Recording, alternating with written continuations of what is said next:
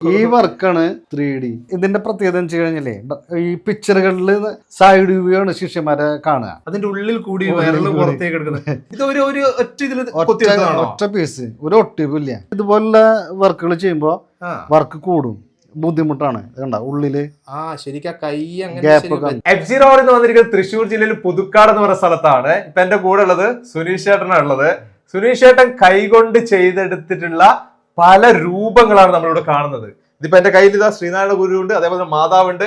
ഇവിടെ 3Dയിലൊക്കെ, അത് ഒറ്റ മരത്തില് ഒറ്റ തടിയിലൊക്കെ നമ്മൾ കൊത്തിയെടുക്കാന്ന് പറയുന്നുണ്ടല്ലോ, അതേപോലെ ഒറ്റ തടിയിലൊക്കെ ചെയ്തെടുത്ത 3Dയിലുള്ള ലാസ്റ്റ് സപ്പർ അല്ലെ, അങ്ങനെയുള്ള പല പരിപാടികളാണ് ഇവിടെ സുനീഷ് ചേട്ടൻ ചെയ്തുകൊണ്ടിരിക്കുന്നത്. ഈ ഒരു രീതിയിൽ കൊത്തുപണികളൊക്കെ ചെയ്യാൻ തുടങ്ങിയിട്ട് ഇപ്പൊ എത്ര കാലമായിട്ടുണ്ട്? ഏകദേശം ഒരു 25 വർഷം ആയിട്ടുണ്ട്. 25 വർഷം. കാരണം ഞങ്ങള് കാർപ്പന്റേഴ്സ് ആണ്, മരമായിട്ട് ബന്ധപ്പെട്ടിട്ടുള്ള വർക്കുകൾ ചെയ്യുന്നത്. ഓക്കെ, അങ്ങനെയാണ് നമ്മള് കൊത്തുപണികള് ഇത് ചെയ്തെടുക്കാൻ തന്നെ ഭയങ്കര ക്ഷമമാണ് അല്ലേ? ക്ഷമ വേണം. പിന്നെ അത് നമ്മളൊരു നന്നാവണമെന്ന് മനസ്സിലൊരു ആഗ്രഹം കൂടി ഉണ്ടാവണം. ഇനി നിങ്ങൾ ചെയ്തിരിക്കുന്ന വർക്കുകളൊന്ന് കാണുന്നുണ്ട്, നമുക്ക് അതിലേക്ക് കാണാം. ഇത് അന്ത്യത്താഴം 2D മോഡലാണ്. ഇത് ഏകദേശം ഡാവിഞ്ചി പിക്ചറിന്റെ ഒരു ഇതാണ്, അനുകരണമാണ്. ഇത് ഒരു ഹാഫ് 3D ആയിട്ട് വരും ഈ വർക്ക്. ഫുൾ 3D ആയിട്ടില്ല. എന്നാൽ നല്ല ഭംഗിയുണ്ടല്ലോ ഇത് കാണാന്. ഓരോ പാർട്ടും എത്ര ഭംഗിയായിട്ട് കറക്റ്റ് ആയിട്ടാണ് ചെയ്തെടുത്തിരിക്കുന്നത്. ഈ വർക്കാണ് 3D. ഇതിനാണ് 3D എന്ന് പറയുന്നത്. 3D. ഇത് ഇതിന്റെ പ്രത്യേകത എന്ന് വെച്ച് കഴിഞ്ഞാലേ ഈ പിക്ചറുകളിൽ സൈഡ് വ്യൂ ആണ് ശിഷ്യന്മാരെ കാണുക. ഇതില് എല്ലാ ശിഷ്യന്മാരുടെയും ഫേസ് ഫ്രണ്ടിൽ നിന്ന് കാണുന്ന രീതിയിൽ കുറച്ച് മാറ്റങ്ങളൊക്കെ വരുത്തിയിട്ടാണ് ഈ വർക്കുകൾ ചെയ്തത്. ഇതിനുവേണ്ടി എന്ത് മരം നിങ്ങൾ ഉപയോഗിക്കുന്നത്? ഇത് ഈ വർക്ക് ചെയ്തിട്ടുള്ളത് ഡെപ്പോ തേക്കിലാണ് ഈ 3D ചെയ്തിട്ടുള്ളത്. അപ്പോൾ ഡെപ്പോ തേക്കിൽ ചെയ്യാന്ന് പറഞ്ഞു കഴിഞ്ഞാൽ മറ്റുള്ള മരത്തിൽ ചെയ്യണേക്കാളും കുറച്ചും കൂടിയും ടഫാണ്. പിന്നെ ഒരുപാട് വർഷം ഇരിക്കും, ഒരു കുഴപ്പമില്ലാണ്ട് ഗ്യാരണ്ടി ആയിട്ട് ഒരുപാട് വർഷം ഇരിക്കണതാണ്. വർക്ക് ചെയ്യാൻ കുറച്ച് പണി കൂടുതലാണ്. നമ്മളിപ്പോ കണ്ടിരിക്കുന്ന വലിയ രീതിയിൽ കൊത്തിയെടുത്തതാണ്. ഇതല്ലാതെ ചെറിയ രീതിയിൽ ഇപ്പം ചില ആളുകൾക്കൊക്കെ ഈ ഹൗസ് വാമിങ്ങിന് കൊടുക്കാനൊക്കെ ആഗ്രഹം ഉണ്ടാവും. അങ്ങനെയൊക്കെ നിങ്ങളെ കോൺടാക്ട് ചെയ്യാൻ താല്പര്യമുള്ളവരുണ്ടാവും. അങ്ങനെയുള്ള ചെറിയ ചെറിയ പിക്ചേഴ്സ് അല്ലെങ്കിൽ ചെറിയ ചെറിയ കൊത്തുപണികളൊക്കെ ചെയ്യുന്നുണ്ടോ? ഹൗസ് വാമിങ്ങിന് പറ്റിയിട്ടുള്ള വർക്ക് ചെയ്തിട്ടുള്ളത് അത് ഗിഫ്റ്റ് ആയിട്ട് കൊടുക്കാം. ഇതേപോലെ ചെറിയ ഉണ്ണീശാന്റെ വർക്ക്.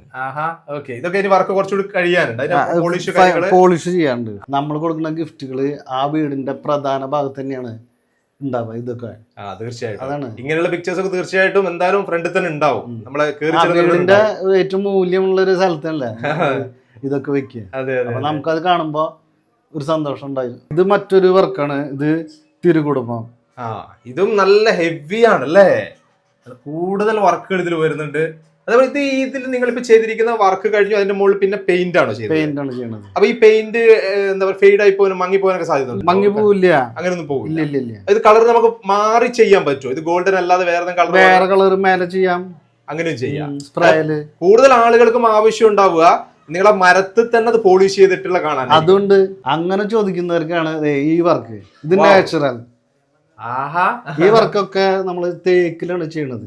ഇത് തേക്കിലാണല്ലേ? എല്ലാം തേക്കാണ്. തേക്കിൽ ചെയ്ത് കഴിഞ്ഞാൽ ലാസ്റ്റ് ഉള്ളൂ. ഇതിപ്പോ പോളിഷ് ഒന്നും കഴിഞ്ഞിട്ടില്ലല്ലോ, ഇതിങ്ങനെ തന്നെയാണ് നിങ്ങൾ കൊടുക്കുന്നത്? ഇല്ലില്ല, ഇത് ഒരുപാട് പേര് വന്ന് കാണുന്നുണ്ട്, എടുത്ത് നോക്കണുണ്ട് അവർക്ക് കാണാൻ വേണ്ടിട്ട്. അപ്പൊ സെയിൽ ആവുന്ന ടൈമിൽ നമ്മളിത് ഫൈനൽ ചെയ്തിട്ട് അത് കൊടുക്കും. ആ സമയത്തെ പോളിഷ് ചെയ്യുള്ളൂ, ഫൈനൽ ടച്ചപ്പ്. ഇത് അടുത്ത വർക്ക്. ഇത് തിരുക്കുടുംബാണ്. ഈ ഇതില് 3 മാതാവ്, ഔസേപിതാവ്, ഉണ്ണീശോ, 3 പേരും കൂടിയിട്ടുള്ള അല്ലേ?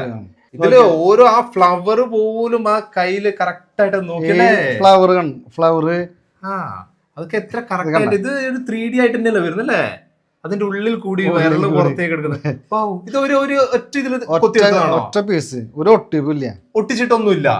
ഇതൊക്കെ ശരിക്കും എത്ര ദിവസം എടുക്കും ഇതിങ്ങനെ ഒരു വർക്കൊക്കെ ചെയ്ത് തീർക്കാൻ? കാരണം നമ്മളിത് ഇതൊരു ഹോബിക്ക് ചെയ്തതാണ്, ഇതൊരു ബിസിനസ് ആയിട്ടല്ല. ഒരു ഹോബിക്ക് നമ്മൾ ചെയ്തു. ടൈം അങ്ങനെ നോക്കാറില്ല, രാത്രിയും പകലും അങ്ങനെ ഫുൾ ടൈം ഇരിക്കാൻ പറ്റില്ല. നമുക്ക് കുറച്ച് കഴിയുമ്പോഴേക്കും നമുക്ക് ഇത് ഒന്നും ചെയ്യാൻ പറ്റാത്തൊരു ഇത് വരും. പിന്നെ ഒന്ന് എഴുന്നേറ്റ് അങ്ങോട്ടും ഇങ്ങോട്ടൊക്കെ പോയി പിന്നെ വന്ന് വീണ്ടും അല്ലേ?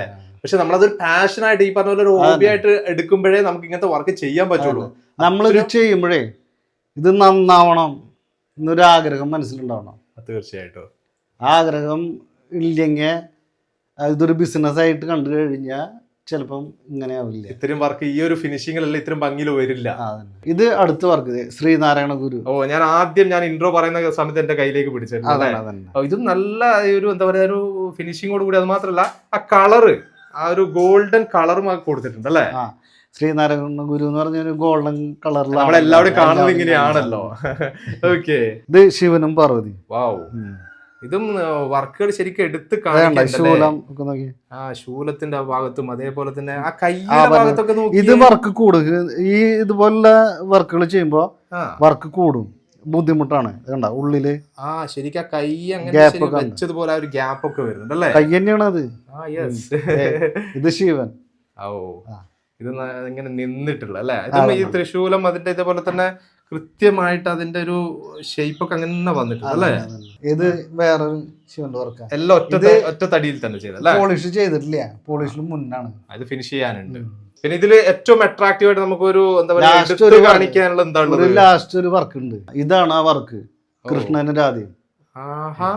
ഇത് 3D എന്ന് വേണമെങ്കിൽ 3D തന്നെ പറയാൻ പറ്റും അല്ലേ.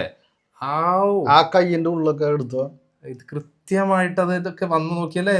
കൈ തന്നെയാണ്. മയിൽപീലിയും അതേപോലെ തന്നെ ആ മയിൽപീലി മാത്രമേ ഉള്ളൂ.